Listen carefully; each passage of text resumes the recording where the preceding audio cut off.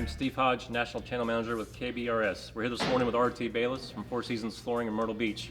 RT, thanks for taking time out of your busy schedule to sit down with us. I'm happy to be here. How long have you been working with KBRS? It's 2.5 years now. Okay, and what were you doing beforehand? We were doing traditional mud beds with waterproofing on top. Okay, can you go into a little more detail about that installation process with mortar beds? We were going in on day one and doing our mud beds, letting them dry and set up, and then coming back and doing a waterproofing the next day. Okay, so is it fair to say you're seeing a time savings by using the KBRS system? Yes, absolutely. In most cases, KBRS is going in a day versus two?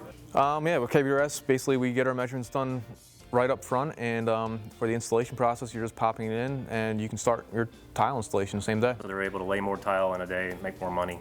Yep. Have your labor, right? Get right started on what we do best. That's awesome. Okay. I know you guys here at Four Seasons service a wide range of clients, all the way up to high end. What do your higher end customers think about the products?